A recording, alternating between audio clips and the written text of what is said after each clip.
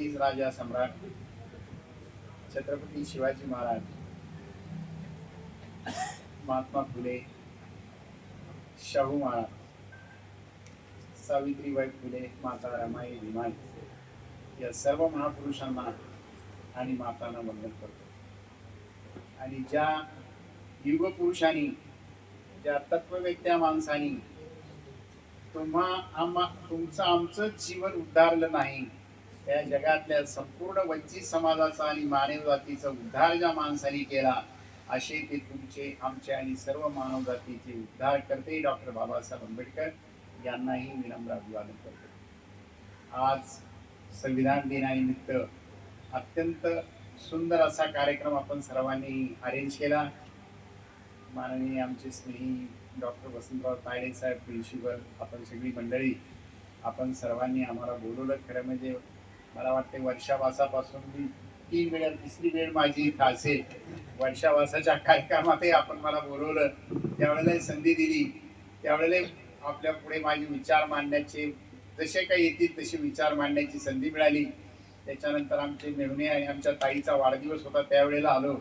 आणि आज खरं म्हणजे 2-3 ठिकाणचे दुसरे मोठाले निमंत्रणही नाकारून मी तायडे साहेबांच्या आपल्या सगळ्या मंडळीच्या विनंतीला मान देऊन विचारलो. आज दुसऱ्या लॉ कॉलेजेस मध्ये 2 ठिकाणी भाषणाला जायचं होतं. आता कुठे लोक बोलवत आहेत, मंडळी बोलवते म्हणून जातो, प्रेमापोटी तायडे साहेब तुम्ही मंडळी जास्त जवळची असल्यामुळे आम्हाला टाकता आलं नाही, म्हणून आज या कार्यक्रमाला आलो. त्याबद्दल आपण बोलवलं.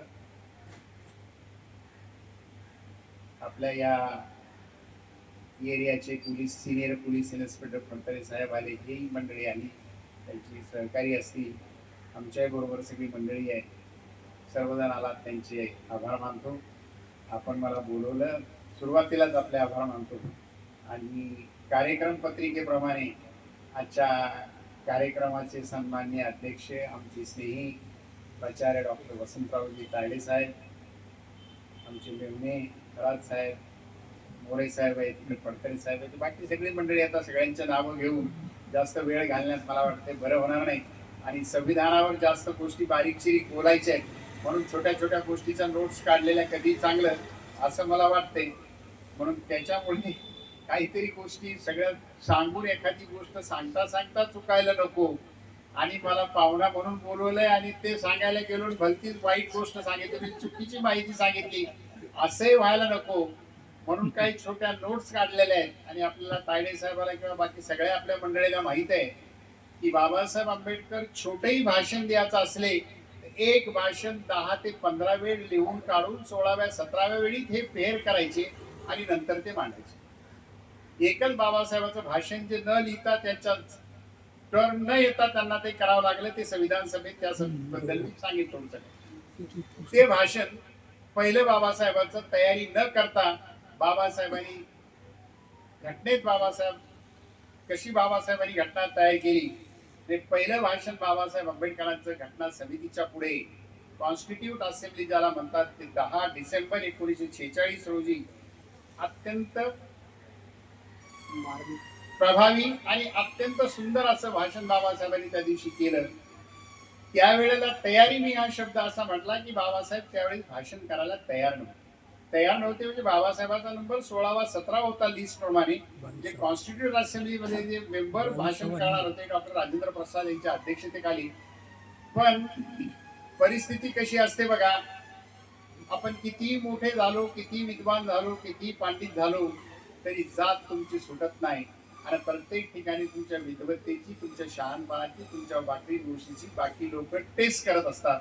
तशी टेस्ट बाबासाहेब आंबेडकरांची 10 डिसेंबर 1946 साली सर्वप्रथम बाबासाहेब अत्यंत कष्टाने, महाप्रयासाने कॉन्स्टिट्यूट असेंब्लीचे मेंबर झाले होते. मला वाटतं त्याच्याबद्दल मी मागच्या वेळेला सविस्तर आपण चर्चा त्याच्याबद्दल बोललोच आहे. बाबासाहेबांची एंट्री कशी झाली, पहिल्याने बंगालमधून कसे निवडून आले, तिथून नंतर तो भाग स्वातंत्र्य मिळाल्यावर कसा पाकिस्तानात घातला इथल्या लोकांनी, त्याच्यानंतर बाबासाहेबांना घटना समितीवर येण्यासाठी परत काय कष्ट करावे लागले, याच्याबद्दल मला वाटतं मागच्या वेळेला सर मी बोललो असेल ना, सांगितलंय.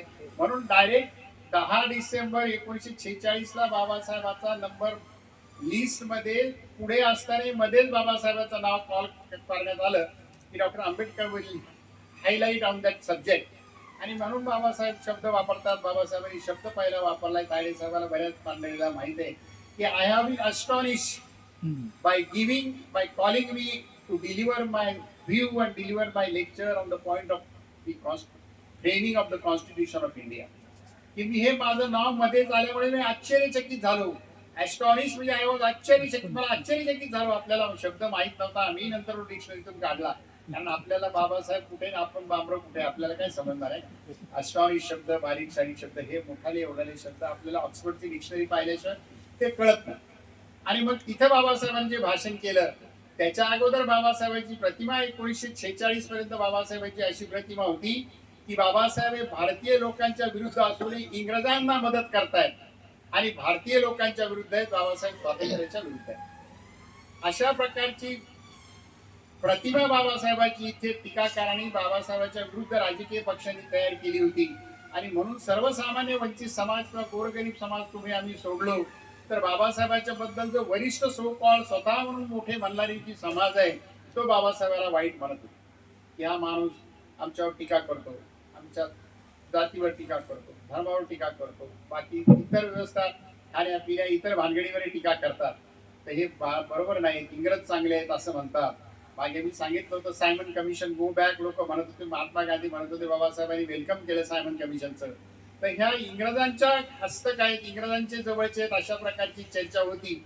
आणि पण ते 10 डिसेंबर 1946चं भाषण ज्यावेळेस झालं आणि त्यावेळेस बाबासाहेबांनी ते भारत हे राष्ट्र आणि हा देश हा किती चांगला असला पाहिजे, जात धर्म विरहित हा देश एकसंघ आहे आणि काही झालं तर मी आणि माझी लोक या देशासाठी एक आहोत, अशा प्रकारचं सुंदरचं असं भाषण बाबासाहेबांनी 10 डिसेंबर 1946ला म्हणजे संविधान सभेच्या पहिल्या सभेत बाबासाहेबांनी केलं.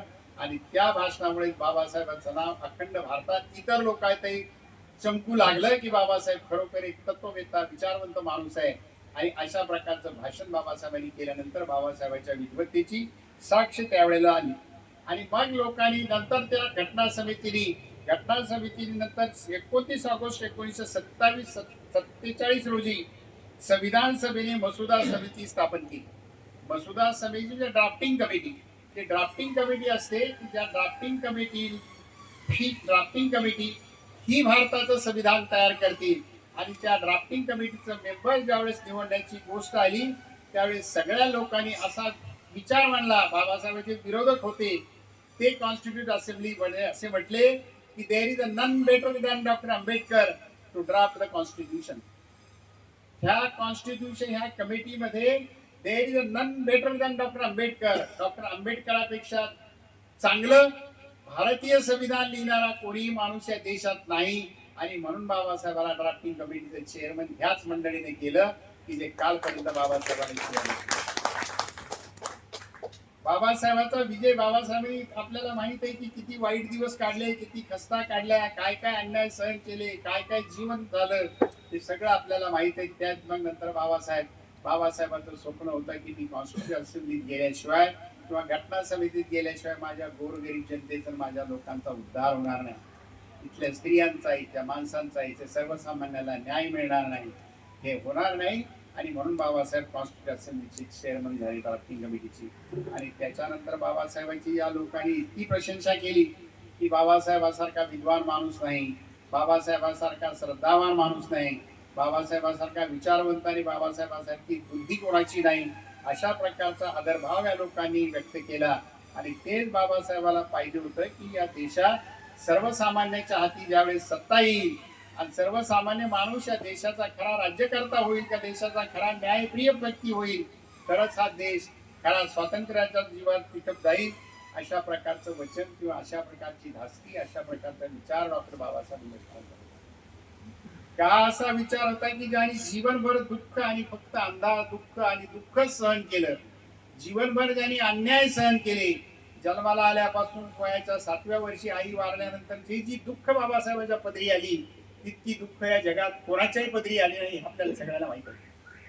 आणि अशा बाबासाहेब ह्या कॉन्स्टिट्यूशन असेंब्लीचे चेअरमन झाल्यानंतर त्या कॉन्स्टिट्यूशन असेंब्लीत एकंदर 7 मेंबर होते.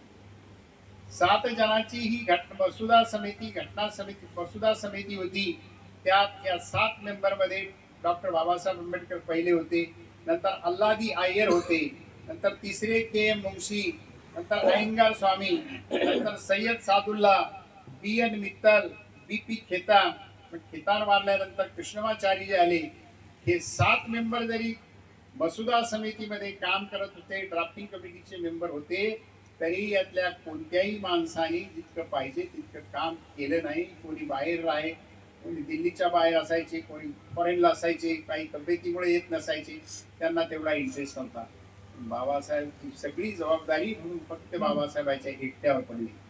बाबासाहेबांनी मात्र जीवाची, त्यांना असलेले गुडघीचा त्रास, त्यांना असलेला मधुमेहाचा त्रास, त्या सगळ्या गोष्टीकडे बाबासाहेबांनी दुर्लक्ष केलं आणि रात्रंदिवस आपल्या तब्येतीची काळजी न घेता, आपल्या जीवाकडे न पाहता, माझ्यापेक्षाही माझा देश मला प्यारा आहे, माझी गोरगरीब जनता मला प्यारी आहे, माझे दरिद्र लोक मला प्यारे आहे, जे अडाणी आहे, जे अज्ञानी आहे, जे डोळे असून आंधळे आहेत, तुम्ही आम्ही डोळे असून जी आंधळी जनता होती, यांचा उद्धार कसा होईल हे बाबासाहेब पाहत होते. पण या 7 मेंबर पैकी कोणीही बाबासाहेबाला तितकी घटना समितीत मदत केली नाही आणि सगळं काम बाबासाहेबांनी एकट्याने स्वतःच्या जीवावर घेतलं. आणि ज्या जीवावर घेत असताना बाबासाहेबांनी घटना लिहिली म्हणजे नुसतं लिहिण्याचं काम आपण जसं करतो असं केलं नाही. घटना समितीमध्ये बाबासाहेब घटना कॉन्स्टिट्यूट असेल ड्राफ्टिंग कमिटीचे चेअरमन असताना 7,635 दुरुस्त्या, म्हणजे तितक्या अमेंडमेंट, तितके क्वेश्चन मांडण्यात आले, तितक्या दुरुस्त्या तितक्या केल्या. 7,635. प्रत्येक दुरुस्तीला बाबासाहेब त्या कमिटीचे चेअरमन म्हणून बाबासाहेबाला उत्तर द्यावं लागत होतं. प्रश्न विचारला, त्याला उत्तर देण्याचं काम डॉक्टर बाबासाहेब आंबेडकर करायचे, कारण दुसरं कोणी त्याच्यात भाग घेत नव्हतं. या प्रत्येक दुरुस्तीला अभ्यास करून, त्याचे नोट्स काढून, त्याचा विचार करून, तर्कशुद्ध त्याचं मांडणी करणं आणि वंचित समाजाला कसा फायदा होईल याचा प्रत्येक गोष्टीत विचार करणं हे बाबासाहेब आंबेडकरांनी त्यावेळेला केलं. मसुद्यातल्या प्रत्येक मसुदा मांडत असताना त्याचं कायदेशीर अर्थ काय निघेल हे जर आता हा मसुदा एक ठराव जर पास झाला तर याचे फायदे काय होतील, तोटे काय होतील या समाजावर, त्या प्रकारचा विचार फक्त बाबासाहेबच करत होते. आणि तो विचार नुसते करत नव्हते, तर तर्कशुद्ध मांडणी असायची त्यांची, की मी सांगेल तसं नाही. तर एका बाजूला सगळे विरोधक बसलेत आणि एका बाजूला एक विद्वान माणूस विरोध करून सांगतो, त्यांनाही या लोकांचा विरोध करून ते सगळं त्यांना ऐकावं लागत होतं.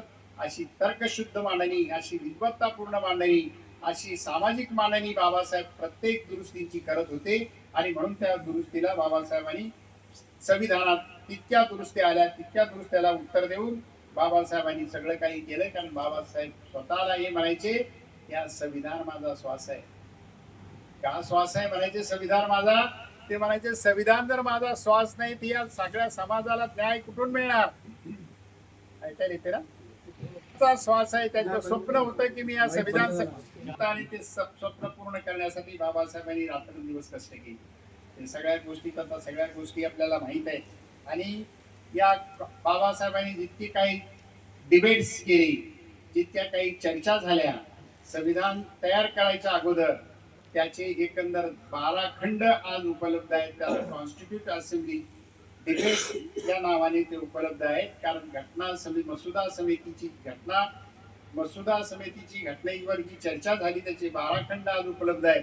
कोणत्याही गोष्टीत काय झालं हे जर पाहायचं काम पडलं तर आपल्याला फक्त एक मसुदा समितीतले खंड ऐकायला येते ना. हा मसुदा समितीच्या खंडातलं एखाद्या वेळेला वाचन केलं, आपल्याला ज्या पॉइंटवर काही समजलं आहे, अशा एकंदर 12 खंड आज उपलब्ध आहेत. तायडे साहेबाला तर सगळं माहितच आहे, काय प्रॉब्लेम नाही. हे खंड असे उपलब्ध आहेत. आणि इतकं बाबासाहेबांनी रात्रंदिवस तब्येतीचं काही न पाहता स्वतःची तब्येत, स्वतःचा संसार, स्वतःची मुलं, स्वतःची बायको ह्याच्याकडे लक्ष न देता बाबासाहेबांनी भारतीय संविधान लिहिण्याचं काम केलं. आणि काम करत असताना 2 वर्ष 11 महिने 17 दिवस बाबासाहेबांनी घटना समितीचं काम केलं. ती घटना समिती ज्यावेळेस घटनेचं काम बाबासाहेबांनी मसुदा समितीचं काम केलं, त्यावेळेस आता आपल्याला सगळ्याला माहित आहे की घटना तयार झाल्यानंतर ती पहिली अर्पण घटना शेवटचं भाषण बाबासाहेबांचं आता आपण सगळ्यांनी सांगितलं की नोव्हेंबर 1949 रोजी घटनेचं बाबासाहेबांचं शेवटचं भाषण बाबासाहेबांनी केलं. अत्यंत सुंदर असं भाषण केलं. इतकंच नाही तर या देशाला मार्गदर्शक ठरावं, देशालाच नाही तर जगाला मार्गदर्शक ठरावं, अशा प्रकारचं ते भाषण आहे. त्या भाषणात बाबासाहेब, दोन ओळी सांगतो, त्या भाषणात बाबासाहेब असं म्हणतात की इतके दिवस या देशात फक्त जातीयवाद, धर्म आणि याच्यावरच आपण किंमत देत राहिलो. स्त्री मोठी पुरुष लहान, पुरुष मोठा स्त्री लहान, आपण फक्त अन्याय आणि अत्याचारच करत राहिलो. आणि आपसात आपण एकीनं कधी राहिलो नाही, एकीनं आपण राहिलो नाही, आपण आपसात भांडतच राहिलो. आणि म्हणूनच आपण असंख्य वर्ष आजपर्यंत दुसऱ्याच्या ताब्यात, दुसऱ्याच्या पारतंत्र्यात आपण राहिलो. बाबासाहेबांनी अनेक उदाहरणं दिली. राजपूत राजाचे उदाहरणं दिली, हिंदू राजांचे सत्ताधीशांचे उदाहरणं दिली की या लोकांनी एकमेकाला फितुरी करून मुस्लिम राजाला, मुस्लिम सम्राटांना भारतात कसा प्रवेश दिला, एकमेकाला विरोध करून पैसे घेऊन करप्शन त्यावेळेस करून बघा. आपण स्वातंत्र्य झाल्यावरच करप्शन आहे असं नाही आहे, अगोदरही करप्शनची उदाहरणं बाबासाहेबांनी घटना समितीत दिलीत की हे 25 तारखेचं जर भाषण आपण वाचलं तर त्याच्यात दिसेल की कोणत्या कोणत्या राजांनी, कोणत्या कोणत्या सम्राटांनी भारत देशाला का आपल्या आपल्या संस्थानिकाला विरोध करण्यासाठी, इव्हन शिवाजी महाराजांच्या काळातही आपल्याला दिसेल की कशा प्रकारचे प्रकार झालेत म्हणून ते बाबासाहेबांनी त्यावेळेस भाषण केलं. आणि हे संविधान सभेने मोठं भाषण सगळीकडे आजही तो चर्चेचा विषय आहे. जगात कुठेही चांगल्या गोष्टी लोक पाहायला जातील तर संविधान सभेतलं भाषण, बाबासाहेब आंबेडकरांचे भाषण सर्व लोकांना ज्ञान प्राप्ती करून देते, सर्व माणसांना न्याय देते. अशा प्रकारचं संविधान बाबासाहेबांनी 25 नोव्हेंबर 1949ला भाषण केल्यानंतर आजच्या तारखेला, म्हणजे आज जो आपण संविधान दिन साजरा करतो, ते 26 नोव्हेंबर 1949 रोजी बाबासाहेबांनी ही एक घटना त्या राष्ट्रपती या मंडळीला अर्पण केली. आणि ती मात्र पुढे आज अर्पण केल्यानंतर ती घटना 26 जानेवारी 1950ला भारतानं स्वीकार केली. असं हे काम बाबासाहेबांनी केलं. अशी ही घटना. तर त्याच्यात आता आपण आल्याबरोबर इथं प्रिएम्बलचं वाचन केलंय. प्रिएम्बल म्हणजे प्रस्तावना, कोणी उद्बोधक म्हणते, कोणी वचननामा म्हणते, वेगवेगळे शब्द आहेत. त्याच्यात बाबासाहेबांनी सुरुवातच केली. प्रिएम्बल लिहित असताना बरेच लोक, अनेक लोक म्हणले ही या देवाला अर्पण करा, ही या संताला अर्पण करा घटना, ही आमच्या व्यक्तीला अर्पण करा, ही या देवाला अर्पण करा. त्या सगळ्या कल्पना बाबासाहेबांनी ऐकल्या आणि बाबासाहेबांनी मग प्रिएम्बल स्वतः तयार करून ते मताला टाकलं की हे बघा, हे प्रिएम्बल ही घटना आम्ही कोणत्याही देवा धर्माला किंवा कोणत्याही माणसाला, कोणत्याही व्यक्तीला आम्ही अर्पण करत नाही, तर ही घटना आम्ही आम्हालाच अर्पण करतो. आणि म्हणून बाबासाहेबांनी त्या प्रिएम्बलच्या अगदी घटनेचं पहिल्या शब्दापासून सुरुवात केली, we the people of India, आम्ही भारताचे लोक. म्हणजे लोकच सर्वश्रेष्ठ आहेत. बाबासाहेब म्हणतात लोकाशिवाय दुसरं कोणीच श्रेष्ठ नाही. बाबासाहेबाला प्रश्न विचारला का हो तुम्ही इतकी चांगली घटना लिहिली, कशी काय, कशातून तुम्ही घेतलं, कशातून तुम्हाला एवढं केलं. तर बाबासाहेब म्हणतात मी ही घटना लिहित असताना माझे गुरु भगवान गौतम बुद्ध आणि चक्रवर्ती सम्राट राजा यांच्या तत्वानुसार ही घटना घेतली आणि त्याच्यातल्या अनेक गोष्टी मी घेतल्यात आणि ही घटना मी लिहिली. अशा प्रकारची घटना बाबासाहेबांनी लिहिली. आणि त्या घटनेमध्ये आपल्याला सगळ्याला आठवते की स्वातंत्र्य, समता, बंधुता आणि न्याय ही आपली तत्व, या तत्वावरच ही संपूर्ण घटना अवलंबून आहे. आणि या घटनेत तायडे साहेबांनी मला सांगितलं की थोडं घटनेवर बोलायचंय आणि आजची सध्याची परिस्थिती आणि आजचा काय परिस्थिती, न्याय निवाडेल आमच्या लोकांची काय परिस्थिती आहे याच्यावर थोडं बोलायचंय. तर ही अशा प्रकारची घटना बाबासाहेबांनी आपल्याला दिली. तो आजचा दिवस म्हणून आपणच नाही तर जगभर भारतीय संविधानाचा दिवस, कोणी भारतीय संविधानाचा जागर म्हणून साजरा करते, कोणी संविधानाचा दिवस साजरा करते, कोणी कॉन्स्टिट्यूशन असेंब्लीचा, प्रत्येक ज्याच्या त्याच्या परीने ते करतात. आणि ही घटना लिहिल्यानंतर ज्यावेळेस अर्पण केली त्यावेळेस जागतिक कीर्तीचे कॉन्स्टिट्यूशनल एक्सपर्ट सर ग्रॅनव्हिल ऑस्टिन असं म्हणतात की the Indian constitution is the first and foremost social document. भारतीय राज्यघटना हा सामाजिक दस्तऐवज आहे. म्हणजे या राज्यघटनेत दुसरं काही नसून इथं सामाजिक दस्तऐवज आहे. म्हणजे इथं जे गोरगरीब समाज आहेत, जे वंचित आहेत, जे सर्वसामान्य लोक आहेत, त्या सगळ्यांना कसा न्याय इथं देता येईल अशाच प्रकारचे तत्व बाबासाहेबांनी या घटनेत घडले. आणि ही घटना आज सुपूर्त केली आज तो संविधानाचा दिवस. आज संविधानाचा दिवस, आजचा दिवस आपल्या जीवनात सगळ्यात मंगलमय दिवस आहे. आजचा दिवस जर नसता, जर बाबासाहेबांनी घटना लिहिली नसती, घटना लिहिण्याचं काम जर दुसऱ्याकडे असतं, तर तुम्ही आम्ही किंवा इथला सर्वसामान्य समाज गरीब माणुसकीने आणि प्रेमाने राहिला नसता, तुम्ही आम्ही शिक्षणापासून वंचित राहिलो असतो. अशा प्रकारची घटना ही बाबासाहेबांनी आपल्याला दिली. आपल्याला मानव अधिकार दिले, आपल्याला न्याय दिला, निवाडा दिला, शिक्षण दिलं. आज जे दिसतात छोटे छोटे बाकी सगळ्या 1950च्या अगोदरचा आपण काळ पाहिला, ते 1950च्या अगोदर बोट्यावर मोजण्या इतके मागासवर्गीय, शेड्यूल कास्ट, मागासवर्गीय, ओबीसी किंवा इतर समाजाची लोक 50च्या अगोदर 2% शिक्षणाचं प्रमाण नव्हतं.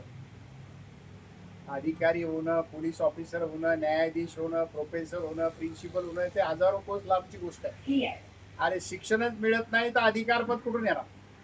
पहिली गोष्ट तर शिक्षण होत. आणि ज्यांनी जे शिक्षण बाबासाहेबांनी सांगितलं, ज्यांनी जे 50च्या नंतर ज्यांनी जे शिक्षण घेतलं, त्यांच्या जीवनाचं कल्याण झालं. त्या कल्याणातले आपणही एक आहोत. म्हणून आपल्याला आठवत असेल सगळ्याला की म्हणूनच आपले वामनदादा म्हणतात की उधारली कोटी कुळे भीमा तुझ्या जन्मामुळे. आणि ही सगळी कोटी कुळं उधारली, त्या उधारातल्या त्या कोटी कुळातले आम्ही एक आहोत. तर आमचा उद्धार झालेला आहे. अशा प्रकारचा सामाजिक दस्तऐवज की जिथे माणसाला माणूस म्हणून जगण्याचा अधिकार दिला, माणसाला माणसासारखं खाणं, राहणं, पिणं या सगळ्याचा अधिकार दिला, असे एक भारतीय संविधान. आता या संविधानात फक्त एकच अधिकार दिला का एकच गोष्ट अशी दिली नाही. साहेबांनी फंडामेंटल राईट्स म्हणजे मूलभूत हक्क दिले, फंडामेंटल राईट्स दिले. ते घटनेच्या चॅप्टर 3 मध्ये बाबासाहेबांनी टाकलेत. त्याच्यात चॅप्टर्स वेगवेगळे आहेत.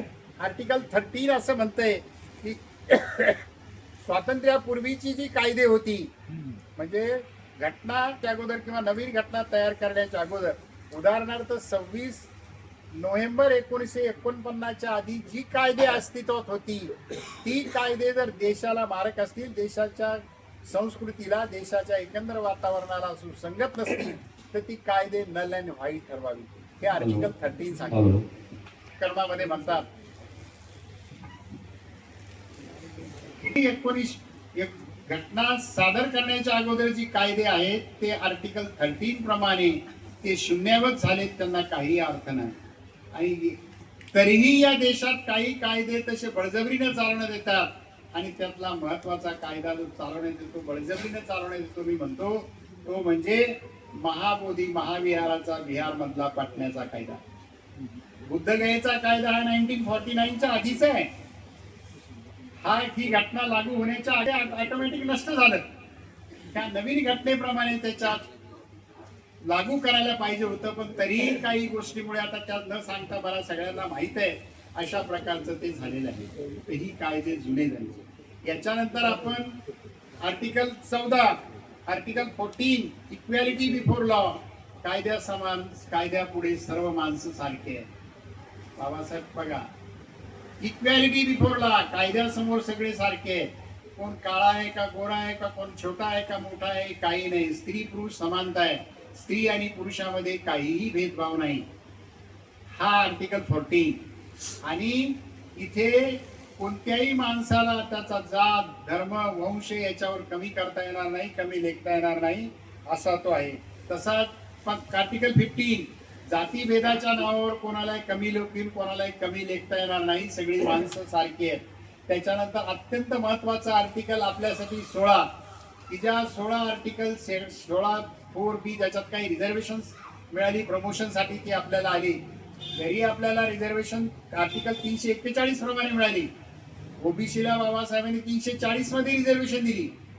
आपली गोष्ट बाबासाहेबांनी आपल्या अगोदर ओबीसी लोकांना रिझर्वेशन दिलीत, पण त्यांना वाचन नाही का, मुद्दाम करत नाहीत का, पाहत नाहीत, आपल्याला त्याची गरज नाही. ज्याचं त्यांनी आता प्रगती करावं, आता 70-76 वर्ष झाली, काही काळजी नाही, ज्याचं त्याने पाहायचंय. असं हे आर्टिकल 17. आर्टिकल 17 हे अनटचेबिलिटीचा नष्ट केली, अनटचेबिलिटी या आर्टिकल प्रमाणे. नंतर आर्टिकल 19, कलम 19 भारतीय राज्यघटनेचं फ्रीडम ऑफ स्पीच, भाषण स्वातंत्र्य, तुम्ही आम्ही जे बोलतोय तुम्हाला आम्हाला बोलण्याचं स्वातंत्र्य त्या आर्टिकल 19 प्रमाणे दिलंय. म्हणून प्रत्येक लोक भाषण करत असताना या मी भाषण केलं माझं चुकलं तरी चालेल, मला घटनेने स्वातंत्र्य दिलेलं आहे, त्या प्रकारचा डिफेन्स आपण घेतो. नंतर article 21 protection of life and liberty, अत्यंत महत्वाचं आर्टिकल बाबासाहेबांनी लिहिलं. हे कशासाठी आहे? हे फक्त आणि फक्त माणसाचं स्वातंत्र्य अबाधित ठेवण्यासाठी आहे. आणि अबाधित ठेवण्यासाठी त्या आर्टिकलमध्ये अत्यंत महत्वाची प्रोव्हिजन आहे. कोणत्याही आरोपीला जर अटक करण्यात आली असेल, आता पोलीस इन्स्पेक्टर साहेब इथे अटक केली असेल तर त्याला ताबडतोब जवळच्या मॅजिस्ट्रेटच्या पुढे हजर केलंच पाहिजे पुढच्या कस्टडी घेण्यासाठी. कारण त्यांना जास्त वेळ त्याला कस्टडीमध्ये ठेवता येत नाही. अशा प्रकारची कायद्यात आता काल तर सुप्रीम कोर्टाने मला वाटते परवाच्या दिवशी नवीन कायदा माननीय जस्टिस भूषण गवई साहेबांनी नवीन एक ऑर्डर केली आहे की 2 का 3 तासातच हजर करायचं आरोपीला. कुठं 3 तासात ना 2 तासात. आता परवा शुक्रवारची ऑर्डर आहे मला वाटतं साहेबाचा शेवटचा दिवसाची, त्या दिवशी त्यांनी 2 तासात सांगायचं तुला कशामुळे अटक केली, काय कारण आहे, त्याला लिहून द्यायचंय. तुझं हे चुकलंय, तुझं कशामुळे, तू काय गुन्हा केला, तू काय अत्याचार केला, तू काय तुझ्या विरुद्ध काय आरोप आहेत, हे तुझी गोष्ट आहे, हे घे तुला लेखी. आणि तुला तुझ्या ओळखीचं कोणी लिगल ॲडवायझर कोण वकील पाहिजे ते कर आणि त्याला कोर्टात येऊन जा. हे प्रकारचं आर्टिकल 22. त्याच्यानंतर अत्यंत महत्वाचं आर्टिकल 25 फ्रीडम ऑफ रिलिजन. आपल्या इच्छेप्रमाणे भारतात असलेला कोणताही धर्म स्वीकारण्याचा अधिकार हा बाबासाहेबांनी आर्टिकल 25 मध्ये फ्रीडम ऑफ रिलिजन हा टाकलंय.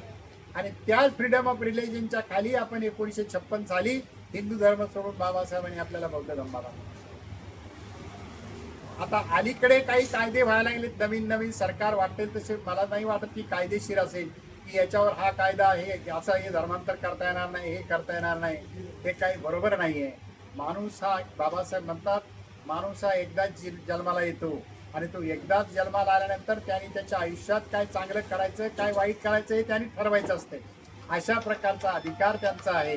आणि म्हणून कोणावर जातीच्या नावाखाली कोणाला बळजबरी करून धर्मांतर करता येणार नाही.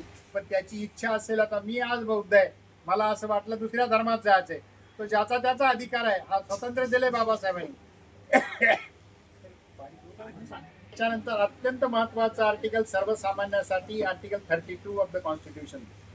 बाबासाहेबांना एकदा बाबासाहेबांना परकीय पत्रकारांनी प्रश्न विचारला की doctor Ambedkar, you have written the constitution. Constitution contains 395 articles and 9 schedules. According to you, which of the constitution is important? Babasaheb त्यावेळेस उत्तर देतात की if I were asked which of the constitution is the soul of this constitution, Babasaheb म्हणतात, I would say that without article 32 this constitution is nullity. Babasaheb म्हणतात, मला जर विचारलंय की या भारतीय या घटनेचा आत्मा कोणता कलम आहे, बाबासाहेब म्हणतात, मला जर विचारलं कोणतं कलम आत्मा आहे तर मी म्हणतो आर्टिकल 32 शिवाय ही घटना नलिटी आहे, ही घटना कुछ कामी आहे. काय आहे आर्टिकल 32? आर्टिकल 32 हे आहे की त्या काळात, आता त्या काळातलं पहा, आता तर समाज सुशिक्षित झाला. बाबासाहेब म्हणतात, कोणत्याही माणसावर भारतात कोणत्याही गावात कोणत्याही खेड्यात कोणत्याही शहरात असं वाटत असेल की त्याचा फंडामेंटल राईट, त्याचा मूलभूत अधिकार डावलण्यात आलाय, त्याचा मूलभूत अधिकार त्याला नाकारण्यात येतोय, तर त्यांनी एक साधं 2 पैशाचं कार्ड लिहून ज्या गावात असेल तिथून त्यांनी दिल्लीच्या सुप्रीम कोर्टाच्या चीफ जस्टिसच्या नावाने पत्र लिहायचंय की साहेब माझ्या विरुद्ध असा अन्याय झालाय. तर ते पत्र त्या चीफ जस्टिसने ते त्या सुप्रीम कोर्टच्या न्यायाधीशाने ते पत्र रीट पिटिशन म्हणून ट्रीट करून त्याच्यात न्याय द्यायचा आहे. म्हणजे तिथेही गोरगरिबाला, कारण बाबासाहेबाला माहित होतं की इकडे लोकांना येऊन पैसे द्यायला नाही, जायला पैसे नाही, कोणा वकिलाला पैसे देतील, कुठं गाडी करतील, त्याच्यासाठी ही तरतूद बाबासाहेबांनी आर्टिकल 32 हे आपल्या सर्व लोकांच्यासाठी करून दिले आहे. हे इतकं करत असताना बाबासाहेबांनी फक्त मग नंतर आपल्यासाठी 340, 41, 42 या बाकी सगळ्या 356 वगैरे या सगळ्या सवलती सगळे आर्टिकल्स आलेत. पण बाबासाहेबांनी जरी आपल्याला सर्वसामान्याला एवढे मूलभूत अधिकार दिले, त्याचबरोबर काही फंडामेंटल ड्युटीज बाबासाहेबांनी दिल्या. आणि त्या फंडामेंटल ड्युटीज कॉन्स्टिट्यूशनच्या पार्ट 4 मध्ये म्हणजे 14 भागामध्ये आर्टिकल 51C यानुसार दाखल केल्या आहेत. त्या 10 प्रकारच्या फंडामेंटल ड्युटीज आहेत की संविधानाचे पालन केले पाहिजे, स्वातंत्र्याचं रक्षण केलं पाहिजे, भारत हे सार्वभौम राष्ट्र आहे ते पाहिलं पाहिजे, ही अंधश्रद्धा पाळली नाही पाहिजे, शास्त्रशुद्ध न्यायावर आपण विश्वास ठेवला पाहिजे, संस्कृती ज्याची त्याची जपली पाहिजे, अशा प्रकारचं हे केलंय बाबासाहेबांनी केलेलं आहे. आणि त्यावेळेलाच बाबासाहेबांनी आर्टिकल 39 हे टाकलं घटनेमध्ये. 39 हे आहे की ज्या माणसाजवळ का स्त्रीजवळ कोर्टाच्या कामासाठी का कशासाठी पैसे नसतील तर ती पैसे सरकारने भरावी आणि तिला केससाठी त्या माणसाला किंवा त्या बाईला पैसे द्यावे. सरकारवर ही जबाबदारी आहे. ते आर्टिकल 39 त्याला लीगल एड म्हणतात. म्हणजे कायदेशीर मोबदला, कायदेशीर सल्ला देण्याचं काम सरकारवर बाबासाहेबांनी ठेवलं. हे आर्टिकल 32. आणि त्यावेळेला बाबासाहेब म्हणतात की justice is not a charity, it is a fundamental right of Indian citizen. की न्याय हे काही दान नाही कोणाला, हा त्याचा मूलभूत अधिकार आहे. अशा प्रकारच्या गोष्टी बाबासाहेबांनी केल्या. आणि त्याच्यात अत्यंत महत्त्वाची गोष्ट मला वाटतं मी सांगितली असेल किंवा आपल्या ऐकली असेल. महत्त्वाची गोष्ट बाबासाहेबांनी कॉन्स्टिट्यूशनमध्ये लिहिली, भाग घेतलाय डिबेटमध्ये की सार्वत्रिक निवडणुका होतील. बघा बाबासाहेबांची दृष्टी सर्वसामान्यांसाठी काय आहे. एवढा गाढा विद्वान, जगातला विद्वान, 1952 साली सार्वत्रिक निवडणुका होत आहेत. त्याच्या आधी मतदार यादी नाही. बघा चमत्कार डोळ्यापुढे विचार घ्या. मतदार यादी नाही, मतदार नाव नाही, कोणता मतदारसंघ कुठे, नाव नाही, गाव नाही, काहीच नाही. आता सुरुवात मतदानाला करायची, कारण 52 साली भारत सार्वत्रिक निवडणुकीला जाणार आहे पहिल्या. आणि मग त्यावेळेला बाबासाहेबांनी सांगितलं, सगळे लोक म्हणायचे की अशी सुरुवात करा, तशी सुरुवात करा. बाबासाहेबांनी सांगितलं की तसं करता येणार नाही. निवडणुकीच्या याद्या बनवण्यासाठी गावागावात दौंड्या दिल्या पाहिजे, गेलं पाहिजे, गावात रात्री कंदील घेऊन फिरवलं पाहिजे. आणि इतकंच नाही तर मग हा प्रश्न आला, कोणीतरी म्हटलं की नोंदणी कशी करायची. नोंदणी कशी करायची, घर नंबर गावात. आता हे गाव आहे, आता माझं गाव, आता तुम्ही सांगितलं कोयाळी म्हणून आहे तिकडे बुलढाणा जिल्ह्यात, याची गावात नावं कशी टाकायची. नावं तर आधी नाहीच आहे, कोणी मतदारच नाही, निवडणूकच नाही तर मतदान कुठून, कशी नावं टाकायची. बाबासाहेब म्हटले, हे बघा कॉन्स्टिट्यूशन असेंब्लीमध्ये बाबासाहेब म्हणतात की मी सांगतोय देशातली परिस्थिती जितकी मी वाईट अनुभवलेली आहे तितकी कोणी नाही. आता जर इथला जो कर्मचारी वर्ग आहे सरकारी, जे काही 2%, 1% असतील, हे फक्त श्रीमंत लोकांची नावं मतदार यादीत घेतील, आमच्या गरिबाची नावं घेणार नाही. बघा बाबासाहेबांची दृष्टी 1952 सालच्या इलेक्शनच्या आधी कॉन्स्टिट्यूशन असेंब्ली. मग बाबासाहेबांनी मताला विषय टाकला की घराची नंबर. बाबासाहेब म्हटले का बोलले की घराची नंबर पूर्वेपासून माझे मागासवर्गीय लोक गावाच्या पूर्वेला राहतात. कारण काय, आपल्याला काय जुन्या माणसाला आम्हाला माहित आहे की ते म्हणायचे की वरून हवा आली की ती खाली जाते, खालची हवा वर या नको आम्हाला पाठवली. पूर्वेकडून हवा पश्चिमेकडे यायला नको, उत्तरेकडून खाली जायला पाहिजे पूर्वेकडे. आणि म्हणून बाबासाहेब म्हणले हे सगळे थोतांड आपल्याला बंद करायचे. घराची नंबर हे त्या गावातल्या खेड्यातल्या पूर्वेकडूनच सुरुवात झाली पाहिजे. पूर्वीत नंबर 1 घर ज्या गावाला पलीकडे नदीच्या काठी या गावाच्या खाली बाहेर आहे त्याला जुनी हगनदारी म्हणायचे, त्या एरियात जे घर आहे त्याला नंबर 1 टाका. आणि त्या घरात किती माणसं आहेत तिथे 1, 2, 3 टाका आणि तिथून वरच्या लोकांच्याकडे या.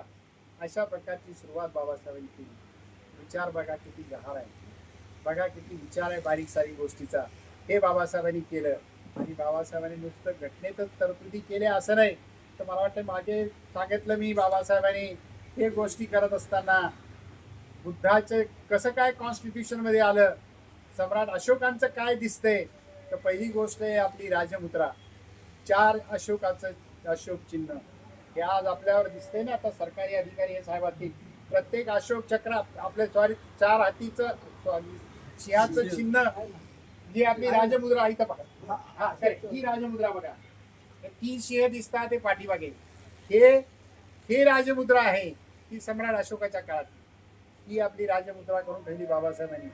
तिरंगी झेंडा त्याच्यावर अशोक चक्र आहे, हेही सम्राट अशोकाचं अशोक चक्र आहे. त्याच्यानंतर आता हे मिलिटरीमध्ये काही इतर लोकांना कोणत्या चालण्या कामासाठी भारतरत्न देण्यात येते. काही लोकांना भारतरत्न आपल्याला किती म्हणजे आपल्याला माहित आहे नाही, मला वाटतं सांगितलं का नाही माहित नाही. भारतरत्न हे पिंपळांच्या पानावर देण्यात येते. भारतरत्न जर आपण लिहून पाहिलं असेल भारतरत्न हा पुरस्कार मिळाला. बाबासाहेब आंबेडकरला VP सिंग साहेबांनी नंतर पुरस्कार दिला, तो माई साहेबांनी स्वीकारला.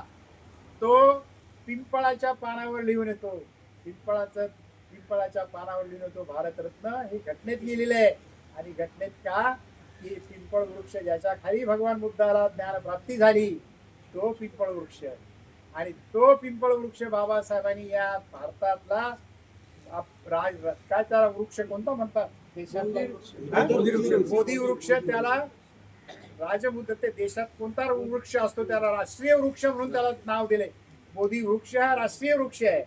तसंच सिंह बघा, सिंह हा याला भारतीय सगळ्यात राष्ट्रीय प्राणी म्हणून त्याला सांगितलंय. राष्ट्रीय प्राणी ही गोष्ट आहे. सिंहाचं ज्ञान म्हणून बाबासाहेब म्हणतात राजपथ.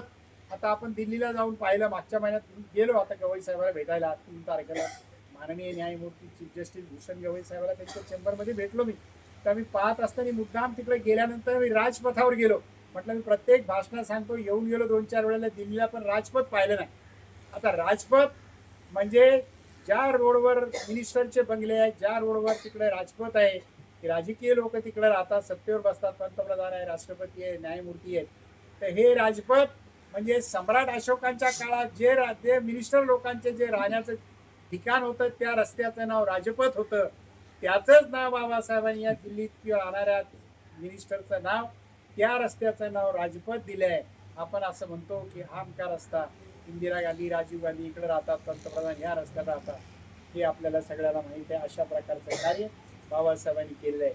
आणि हे संविधान बाबासाहेबांनी लिहिल्यानंतर आपल्याला सांगितलं, हे संविधान आपण गोष्टी सांगतोय कदाचित माहीत नसेल की भारतीय संविधानाची मूळ संविधान हे या मूळ प्रतीचं हस्ताक्षर जे रायटिंग मध्ये मूळ प्रत आहे ती रामपूर येथील प्रेम बिहारी राय झाडा यांनी काम केलेलं आहे. रायपूर येथील प्रेम बिहारी राय झाडा यांनी लिखाण केलेलं आहे. आणि प्रेम बिहारी राजवाडा हे गोळा बंधू या कंपनीमध्ये नोकरीला होते. त्यांना लिहिण्यासाठी भारत सरकारने त्यावेळेला सुरुवातीला 4,000 रुपये म्हणून इनिशियल अमाऊंट जे काय सुरुवातीला टोकन मनी दिले, नंतर तो खर्च आला, पेपर दिले, हे सर्व झालं. अशा प्रकारचं एक काम बाबासाहेबांनी केलं. त्याच्यानंतर तायडे साहेब 5-10 मिनिटात आपलं बाबासाहेबांनी केलेलं कार्य. याच्यानंतर आपल्याला थोडंसं पाहायचं आहे की आजची राजकीय परिस्थिती आणि आपल्या समाजाची एक्झर्वेशन. आज आपण पाहतोय, आपण कोणावर टीका करतो का कोणाला वाईट म्हणतो असं नाही, पण आज या भारत देशात जात धर्म वाढलेला आपल्याला दिसतो. जातीयतेचं लोन इतर वेळेपेक्षा जास्त वाढलेले दिसतंय. बंधुभाव, प्रेम जे भारतीय राज्यघटनेत फ्रॅटर्निटी बंधुभाव म्हणून दिलेलं आहे ते हळूहळू लोप पावण्यात चाललेलं आहे. राज्याचे निर्णय वाटेल तसे येत आहेत. आणि आपल्याला आता हे माहीत आहे की ह्या अशा वातावरणात काम करत असताना आपल्याला लक्षात येते की आपली सगळी आशा आकांक्षा आपली न्यायसंस्थेवर अवलंबून असतो. कारण सरकारकडून आपल्याला काही मिळत नाही. मागच्या वेळेला साहेबांनी मला सांगितलं होतं की याच्याबद्दल बोला, पण आता बोलण्याला हरकत नाही, त्याला कारण नंतर सांगेन किंवा नंतर समजून घ्या.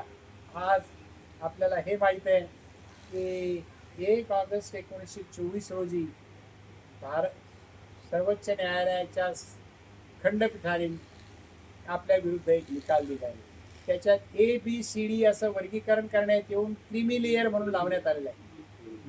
आता खरं मुळातून आपण काही म्हटलं, आपण विरोध करणं आपल्याला कायदेशीर मानत नाही, पण खरं पाहिलं तर हा निर्णय आमच्या 100% विरुद्ध आहे. गोरगरीब समाजाच्या, मागासवर्गीय समाजाच्या, वंचित समाजाच्या सगळ्यांच्या विरुद्ध हा निर्णय आहे. पण हा निर्णय पंजाब राज्य विरुद्ध दरवीर सिंग व इतर या मॅटरमध्ये सिव्हिल अपील नंबर 23/17/2071 याच्यात केलेला आहे. हा निर्णय पहिल्यांदाच आला असं नाही. याच्या अगोदर 1992 साली इंदिरा साहनी प्रकरणात 9 न्यायाधीशाच्या घटनापीठाने एक निर्णय दिला होता. त्याला मंडल कमिशनचा जजमेंट आपण म्हणतो. त्या कमिशनमध्ये स्पष्ट 9 न्यायमूर्तींनी असं म्हटलंय की शेड्यूल कास्ट साठी क्रिमिलेअर किंवा वर्गीकरण करता येणार नाही. There will be no classification for schedule caste and there will be no creamy layer for this community. Creamy layer का नाही, हे नाही, क्लासिफिकेशन नाही. तरी हा 9 न्यायमूर्तीचा निर्णय पाळला नाही, म्हणजे त्याच्यात काही विचार केला नाही. त्याच्यानंतर के जी बालकृष्णन साहेब 1994-93 के जी बालकृष्णन साहेब चीफ जस्टिस असताना अशोक ठाकूर विरुद्ध भारतीय संघराज्य याच्यातही 5 न्यायाधीशांनी असा निर्णय दिला होता त्या मंडल कमिशनच्या नंतर, या लोकांना क्रिमिनल लावता येणार नाही किंवा या शेड्यूल कास्ट शेड्यूल ट्राईबचं वर्गीकरण करता येत नाही, असं असताना देखील हा जजमेंट आलेला आहे. हा जजमेंट आम्हाला असं वाटतंय, कायद्याचा अभ्यासक म्हणून मला असं वाटतंय की हा जजमेंट कायद्याच्या विरुद्ध आहे. कारण काय की आर्टिकल 341 हा मागासवर्गीयाला रिझर्वेशन देणारा आर्टिकल आहे. याच्यात कुठेही वर्गीकरण किंवा क्लासिफिकेशन किंवा क्रिमिलेअर म्हटलेलं नाही. त्याच्यानंतर आर्टिकल 15 आर्टिकल 16 मध्ये कुठेही याची चर्चा नाही. इतकंच नाही तर कॉन्स्टिट्यूशन असेंब्लीचे जे डिबेट आता मी आपल्याला सांगितलं 12 खंड आहेत, त्या खंडात ABCD या वर्गीकरणाचं क्लासिफिकेशन किंवा क्रिमिलेअरचा कुठेही उल्लेख नाही. म्हणून क्रिमिलेअर जो आमच्यात लावलेला आहे आमच्यावर, हा आमच्या विरुद्ध आहे. उदाहरणार्थ कसं, कितीही अधिकारी मोठा झाला, कितीही मोठ्या पदावर गेला, तरी त्याची जात म्हणून त्याला ट्रीट करतात. आता आपण अलीकडे पाहिलेच आहे वरिष्ठ जातीचे आपल्या मंडळीवर आता कशा प्रकारचं आता काय काय घडलंय आपण टीव्हीवर रोज पाहिलेलंच आहे. अशा प्रकारचे अत्याचार होतात. आणि म्हणून आर्थिक संपन्नता, आर्थिक सुबत्ता ही आली म्हणजे जातीचा प्रकार वाढला का कमी झाला असं होत नाही. आणि मग त्याच्यावर 8 लाख रुपयाची जर इन्कम असेल तर ते इन्कम करून क्रिमिलेअर लावणं हे यथायोग्य वाटत नाही. म्हणून तो निर्णय असं वाटतंय की तो संविधानाला लागू नाही, अशा प्रकारचा तो क्रिमिलेअरचा निर्णय आहे. हा जरी निर्णय वाईट असला, त्याच्यात एका निर्णयामध्ये माननीय भूषण गवई साहेब एक मेंबर होते त्या न्यायमंडळात. पण हा जरी एक निर्णय त्यांनी तसा आपल्या विरुद्ध जरी गेला असला तरी भूषण साहेब सर्वोच्च न्यायालयाचे चीफ जस्टिस झाल्यानंतर 6 महिने 10-12 दिवसाच्या काळामध्ये त्यांनी बौद्ध समाजाचे 10 हायकोर्ट जजेस भारतात नेमलेले आहेत. फार मोठी उपलब्धी आहे. महाराष्ट्रात 4 न्यायमूर्ती त्यांनी आपल्या समाजाचे केलेत. 4 लोक 60 वर्षात फक्त 6 लोक काँग्रेसच्या राज्यात हायकोर्ट जज झाले. 6 महिन्यात भूषण गवई साहेबाच्या काळात 4 लोक महाराष्ट्रातली बौद्ध समाजाची हायकोर्टाचे न्यायाधीश झाले. अशी 10 लोक आपल्या समाजाची केलीत आणि इतर मागासवर्गीय समाजाची 11 लोक सर्वोच्च हायकोर्टाचे न्यायाधीश केले. म्हणजे 21 लोकांना त्यांच्या अगदी त्या छोट्या काळात 21 लोकांना एवढी मोठी पदावर घेणं ही फार मोठी गोष्ट आहे. फार मोठी गोष्ट आहे. कोणाच्यानी म्हणजे मला असं वाटतंय की दुसऱ्याच्यानी हे शक्य झालं नसतं असं मला वाटतंय. माझं चुके असेल पण मला असं वाटतंय. म्हणजे मी त्यांच्या जवळचा आहे का त्यांच्याबद्दल बोलतो असं काय नाही. जी आहे फॅक्ट ती अशी आहे. त्याच्यानंतर हे काम त्यांनी चांगलं केलं. त्याच्यानंतर दुसरी गोष्ट जर आपण पाहिली तर सुप्रीम कोर्टात जे कर्मचारी नोकरी करतात त्या लोकांना सुप्रीम कोर्टातल्या कर्मचाऱ्याला रिझर्वेशन दिले. याच्या अगोदर गेल्या 1950 पासून 49-50 पासून रिझर्वेशन 75 वर्षात सुप्रीम कोर्टात रिझर्वेशन नव्हतं. ते आत्ताच्या चीफ जस्टिस साहेबांनी रिझर्वेशन इथल्या कर्मचाऱ्यांना दिलंय. आता हळूहळू जर दुसरे येणारे चीफ जस्टिस का दुसरे येणारे राज्यकर्ते का तुमच्या आमच्यातले कोणी वरिष्ठ लोक तिथं जाऊन बसले आणि इतर राज्यातही त्यांनी तसं करायला भाग पडलं तर सुप्रीम कोर्टाचा न्यायनिवाडा त्यांच्यासाठी आहे. आणि म्हणून त्याच्यानंतर तशा प्रकारे होईल. पण क्रिमिलेअरचा जो प्रश्न आहे तो 8 लाखाचा. आता मला एक उदाहरणासाठी सांगतो मी. एक मच्छीमार करणारा एक व्यक्ती आहे. लंगोटी लावून मच्छी धरायला जातो. त्याचं उत्पन्न रोजचं 50,00,000 रुपये. मोठ्याल्या बोटी आहेत, मोठ्याल्या काय असतात ते मच्छी आणणारे आणतात. 50,000 रुपये उत्पन्न आहे. त्याचं महिन्याला उत्पन्न 10 ते 12 लाख रुपये. मग ह्या माणसाला तुम्ही क्रिमिलेअर लावणार का? त्याचं उत्पन्न तेवढं होईल पण इकडे त्याला म्हणतील अरे तो आमच्या जातीचा लंगोटी लावून तर जातो. तिथं त्याची जात आली. म्हणून जे रिझर्वेशन बाबासाहेबांनी आम्हाला दिले ते पैसे पाहून दिले नाही. ते सर्वसामान्य आमच्यावर पिढ्यानपिढ्या जे अत्याचार करण्यात आले, आमच्यावर जो अन्याय करण्यात आला समाजावर, सामाजिक बहिष्कार, जो सामाजिक चळवळ त्याच्यातून दुरुस्त होते म्हणून समाजाच्या सामाजिक उन्नतीसाठी ते करण्यात आलेले आहे. रिझर्वेशन म्हणजे काही गरिबी हटावचा कार्यक्रम नाही. तो आमच्यावर पिढ्यानपिढ्या जे अत्याचार करण्यात आले, आम्हाला जे वाळीत टाकण्यात आलं, आम्हाला जात धर्म सोडून आम्हाला दूर करण्यात आलं, म्हणून आम्हाला इतर सामाजिक प्रवाहामध्ये आणण्यासाठी बाबासाहेबांनी रिझर्वेशन दिली. अशा प्रकारचे कानून, अशा प्रकारचे कायदे, 2-3 कायदे सांगितले पाहिजे माझ्या मनात होतं. बाबासाहेबांनी आपल्याला जे संविधान दिले आहे त्यात सर्वत्र समानता आपण अंगीकारली पाहिजे. आपण आपल्यातच कधी कधी जातीयवाद केला ना पाहिजे. आपण आपल्यातच कमी उच्च निश्चता केली नाही पाहिजे. म्हणून मी मागे एकदा गाडगे महाराजाचं मला वाटतं उदाहरण आपल्याकडे दिलं का एकदा दिलं नाही. ज्याचा अभिमान केला तो देव झाला, गाडगे महाराज म्हणतात. तुकाराम महाराजांचं कीर्तन एकदा सांगतात, तुकाराम महाराजांचं वचन गाडगे महाराज सांगतात. गाडगे महाराजांचं शेवटचं भाषण नोव्हेंबर 1956 साली बाबासाहेब 6 डिसेंबरला जाण्याच्या अगोदर 8-10 दिवसाचं भाषण आहे. मुंबईच्या बांद्र्यातल्या पोलीस कॉलनीमध्ये, या आधी पोलीस अधिकाऱ्यांची जी कॉलनी आहे तिथं बाबासाहेब गाडगे महाराजांचं कीर्तन झालं. आणि त्या कीर्तनात गाडगे महाराज हे सांगतात की तुकाराम महाराज असं म्हणतात की ज्याचा अभिमान गेला तो देव झाला. अभिमान किती वाईट आहे बघा. अभिमान म्हणजे प्राऊड. मी याच्यापेक्षा मोठा, माझ्या अंगात कोट, माझ्या अंगात सूट, माझ्या अंगात टर्कीचे कपडे, माझ्या अंगात ते, माझ्याजवळ इतके पैसे. एक बाई म्हणते माझा नवरा एवढा अधिकारी, माझ्याजवळ इतके पैसे, 2 गाड्या 4 गाड्या, तिथं काही बोलायचंच काम नाही. असा हा झाला अभिमान. आणि म्हणून गाडगे महाराज म्हणतात की अरे ज्याचा अभिमान गेला तो देव झाला. आता तुम्ही आम्ही आपल्यातले 90% 80% लोक देव मानत नाही.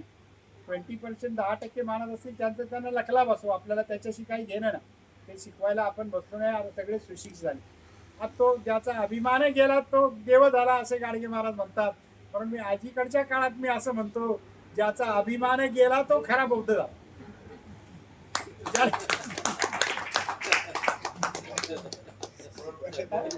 ज्याचा अभिमान गेला, परत पहा, ज्याचा अभिमान गेला तो खरा बौद्ध झाला. आणि हेच तर बाबासाहेबांनी शिकवलं, हेच तर बुद्धाने शिकवलं. 1978 साली 7:30 वाजता दूरदर्शन होतं त्यावेळेला, ब्लॅक अँड व्हाईट टीव्ही. त्यावेळेस 7:30च्या बातम्या लावायच्या, एकदाच बातम्या यायच्या 7:30ला. रात्रीच्या जनरली लोक कामावर आले की तो बघायचा. कारण असे काही 24 तास कामं नव्हते. या अधिकाऱ्याला कधी कधी बिझी असायचे पोलीसवाले. बाकी लोक पण तुम्ही आम्ही घरी असणारे लोक बातम्या नक्की बघायचे, कारण तेवढं साधं होतं बातम्या बघायचं. तर त्याच्यात एक सुविचार लिहून याचा. आपल्याला आठवत असेल जुन्या वेळेला की नम्रता हे आयुष्याचे कल्याण करते. नम्रता हे आयुष्याचे कल्याण करते. खाली डॉक्टर बाबासाहेब आंबेडकर. सुविचार कोणाचा होता? बाबासाहेबाचा. काय? नम्रता हे आयुष्याचे कल्याण करते, असे बाबासाहेब शिकवतात. बाबासाहेबांचं मोठेपण बघा. आणि जीवनभर ज्या माणसाला इतकं अगदी पायदळी तुडवलं विद्वान असू नये, पण त्या माणसाने मोठेपण झाल्यानंतर कधी कोणाच्या विरुद्ध काही डाव टाकला का, कोणाच्या विरुद्ध राग धरला का, कोणाच्या विरुद्ध काही वाईट केलं का, कोणता समाजाने माझ्या लोकांना पिढ्यानपिढ्या मातीत तुडवलं म्हणून त्याच्या विरुद्ध मी असा कायदा करतो असं अजिबात केलं नाही. एकाही ठिकाणी बाबासाहेबांनी कोणत्याही समूहाच्या विरुद्ध किंवा कोणत्याही व्यक्तीच्या विरुद्ध, कोणत्याही धर्माच्या विरुद्ध त्यांचा वचपा काढायचा म्हणून काही त्यांच्या विरुद्ध कायदा केला असं अजिबात नाही. म्हणून बाबासाहेबांच्या जीवनात जरी बाबासाहेब हिंदू धर्मातल्या अनेक लोकांवर टीका करायचे, पण तितके त्या धर्मातले अनेक लोक बाबासाहेबांचे दोस्तही होते. केळुसकर गुरुजी पासून जर आपण नंतर पाहिली ती गजेंद्र गडकरांपर्यंत, चिमनलाल सेटलवाड पर्यंत. आताही चिमनलाल सेटलवाड, तिस्ता सेटलवाडची मुलगी जिच्याबद्दल ऐकतो, तिचे पंजोबा तिस्ता सेटलवाड हे पारसी समाजाचे, हे त्या काळातले फार मोठे वकील. हे तिस्ता सेटलवाड हे बाबासाहेबांच्या पीपल्स एज्युकेशन सोसायटीच्या कार्यकारिणीमध्ये होते. आणि बाबासाहेबांच्या त्या कॉलेजचं उद्घाटन चिमनवाडच्या काळात प्रिन्सिपल म्हणून त्यांनी तिथं कार्यकाल शिकवत असताना त्यांनी तिथं काम केलेलं आहे. त्या लोकांचं चिमनलाल सेटलवाड यांनी उद्घाटन केलेलं आहे. अनेक लोक आहेत, गजेंद्र गडकर आहेत, चिमनलाल आहेत, चिके बोले आहेत, कित्येक लोकांचे नाव आपण घ्या, चित्रे आहेत, केळुसकर आहेत, अनेक लोक आहेत. यशी जोशी नावाचे एक वकील होते, आपल्याला कोणत्या सांगतोच आहे, जोशी नावाचे एक वकील होते, बाबासाहेब वकिली करत असताना, आणि बाबासाहेब वकील नाही, वकिली मिळत नाही बाबासाहेबाला बॅरिस्टर होऊ नये, जातीवाद करतात लोक हायकोर्टात.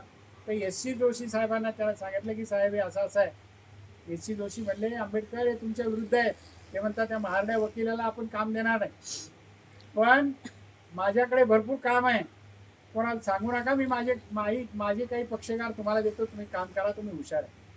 त्या काळात त्या एस.सी. जोशी नावाच्या वकिलांनी बाबासाहेबाला कामं दिली हायकोर्टात. नंतर बाबासाहेब पुढे पुढे नंतर इतके मोठे झाले, परत परदेशात गेले, फॉरेनला गेले, तिकडे झाले, तिकडे गेले. नंतर बाबासाहेब ज्यावेळेस मिनिस्टर झाले, कायदा मंत्री, तर बाबासाहेबांनी या एस.सी. जोशीला भारतातल्या अत्यंत मोठ्या पदावर नेऊन त्यांना तिथे नोकरी दिली. तशाच पी.बी. गजेंद्र गडकर साहेबाचं तसं आहे. तायडे साहेबांना माहीत असेल, पी.बी. गजेंद्र गडकर साहेब आणि डॉक्टर भीमराव आंबेडकर साहेब हे BA परीक्षेला एका क्लासमध्ये बसलेले. आपल्या कोणतं कॉलेज, सिद्धार्थ नाही, दुसरं कॉलेज कोणतं बाबा, एल्फिस्टन कॉलेजमध्ये एका वर्गात शिकत होते. एल्फिस्टन कॉलेजमध्ये एका बाकड्यावर बसत होते. BA रिझल्ट आला मुंबई विद्यापीठात. गजेंद्र गडकर साहेब विद्यापीठात पहिले आले, Babasaheb Ambedkar BA third class pass झाले.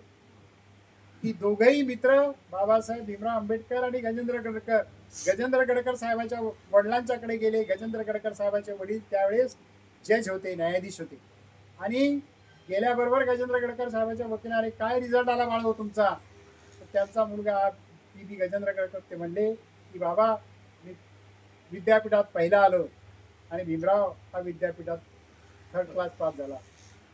काय म्हणावं त्या ब्राह्मण माणसानी, न्यायाधीश माणसानी. तो म्हणतो अरे बेटा पी.बी. गजेंद्र गडकर, तो माझा मुलगा आहे, तुझा वडील न्यायाधीश आहे, तो गरिबाचा पोरगा आहे, त्याला कोणीच नाही, त्याला समाधाने डावलेलं आहे. तो तृतीय श्रेणीत पास झाला, पण तरीही तो देशात अत्यंत मोठ्या पदाने पास झाला असं मी म्हणतो. अशा प्रकारचे पी.बी. गजेंद्र गडकर साहेबांचे वडील आपल्याला माहित आहे की नंतर बाबासाहेब लॉ मिनिस्टर झाले. नंतर पी.बी. गजेंद्र गडकर साहेब डायरेक्ट हायकोर्ट जज आणि सुप्रीम कोर्ट झाले. बाबासाहेबांच्या काळातच ते चीफ जस्टिस. अशा प्रकारचे बाबासाहेबांचे संबंध लोकांचे होते, इतके चांगले संबंध. अशा प्रकारच्या ह्या युग पुरुषाच्या घटनेचं आज आपण सगळेजण आपण वाचन करतो, आपण अंगीकारतो. त्यांची घटना, त्यांचं सगळं जीवन आपण अंगीकारलं पाहिजे. डोळ्यात तेल घालून आपण राहिलं पाहिजे, एकमेकावर टीका टिप्पणी केली ना पाहिजे. आणि हे सगळं करत असताना 11 मे 1949 दिवसही आपण आठवला पाहिजे. 11 मे 1949 ज्यावेळेस रिझर्वेशन 341 मध्ये, हे काय म्हणतात सांगितलं, 11 मे 1949 या दिवशी रिझर्वेशनचा विषय कॉन्स्टिट्यूट असेंब्लीमध्ये आला होता, येणार होता. त्यावेळेस सरदार वल्लभभाई पटेलांनी काय केलं बघा, कसे लोक विरुद्ध आहेत. सरदार वल्लभभाई पटेलांनी C.H. मुखर्जी नावाच्या घटना समितीच्या एका मेंबरला सांगितलं की शीख, मुस्लिम, इसाई या समाजातल्या कोणत्याही गरीब समाजाला रिझर्वेशन 1935च्या कायद्याने दिलंय ब्रिटिशांनी, ते आता द्यायचं नाही स्वतंत्र भारताच्या घटनेत. बघा कशी गोष्ट आहे, बरोबर. त्या काळाचे मिनिस्टर पटेल, वल्लभभाई पटेल. मग काय सांगितलं, मग त्यांना माहित होतं बाबासाहेब, ते म्हणले बाबासाहेब माझं ऐकणार नाही, बाबासाहेब भीमराव आंबेडकर ऐकणार नाहीत. मग मुखर्जीला सांगितलं तुम्ही ठराव मांडा आणि सगळेजणांनी त्यांना पाठिंबा द्या. मग पाठिंबा द्यायला तरी आंबेडकर विरोध करतील. मग आंबेडकरांना सांगितलं की एक गोष्ट परत पटेल म्हटले की आंबेडकरांना काय, मग असं करा की या इतके लोक जे आपण आहोत या रिझर्वेशन कमिटीमध्ये कॉन्स्टिट्यूट असेंब्ली, त्याच्यात आंबेडकरांना अध्यक्ष करा. तितक्या पुरतं का अध्यक्ष करा की ज्यावेळेस मतं टाकू त्यावेळेस अध्यक्षाला मताचा अधिकार नसतो आणि सगळे लोक विरुद्ध मतदान टाकतील, म्हणजे तुम्हाला मत मिळणार नाही. बघा कशी इतिहास गेला. म्हणून म्हणलं 11 मे 1949 हा आपण सवलतीचे भोगते आपण आहोत, आपल्यासाठी सोन्याचा दिवस आहे. बाबासाहेब म्हटले मी अध्यक्ष होणार नाही, मला मत टाकायचं आहे. बघा अजिबात नाही, मला माहीत आहे म्हणजे माझ्या लोकांच्यासाठी, गोरगरीब लोकांच्यासाठी असं करायचं नाही. आणि बाबासाहेबांनी सगळ्यांना सांगितलं हे बघा तुम्ही असा विरोध करू नका, असा विरोध करा तरी सगळ्यांच्या विरुद्ध बायकॉट टाकेल. मी घटनेतही ही काम करायची अडचण नाही, ते पहिली गोष्ट करा, हे तुम्ही करा. आणि म्हणून बाबासाहेबांनी 11 मे 1949 साली रिझर्वेशन मिळू नये हा ठराव ज्यावेळेस कॉन्स्टिट्यूट असेंब्लीमध्ये आला तो बाबासाहेबांनी हाणून पाडला. म्हणून तुम्हाला मला केलं. त्या इतक्या कष्टाने बाबासाहेबांनी तुम्हा आम्हाला हे संविधान दिलं, तुमचं आमचं जीवन उजाळलं, आम्ही आज सावलीतून उंचात आलो, उन्हातून सावलीत आलो. म्हणूनच ते वामनदादा कडक म्हणतात, अरे तुझे शेणाचे हात त्याने लावले केनाला. वामनदादाचं गाणं आहे ना? हां. अशा प्रकारची आपण माणसं, आपण सगळे चांगले राहा. सगळ्यांनी भारतीय संविधानाचं वाचन करा, एकमेकाशी प्रेमाने वागा. आपलं संविधान हेच आपलं उद्धार आहे. संविधान टिकलं तरच आपण जगू, संविधान टिकलं तरच हा देश जगेल. 4 लोक जातील दुसरीकडे इकडे तिकडे, पण संविधान हे आपल्यासाठी मौल्यवान आहे. संविधान हे आपलं जीवन आहे आणि आपलं जीवन जगवण्यासाठी, जीवन मोठं करण्यासाठी आपण संविधानाची रोजच्या रोज आपण त्याची उजळणी केली पाहिजे, त्याप्रमाणे वागलं पाहिजे. हा संविधानाचा आदर केला, संविधान आपण वाचवलं, आपण प्रेमाने एकमेकाला प्रेमाने राहिलो, जात धर्म सोडून द्या, प्रेमाने राहिलो तरच आपण चांगल्या प्रकारचं जीवन जगू, सगळे लोक जगतील आणि आपल्या सगळ्यांचं मंगल होईल अशी मी आज आशा करतो. आणि आपण बोलवलं म्हणून परत सगळ्यांचे आभार मानतो. मंगल होईल.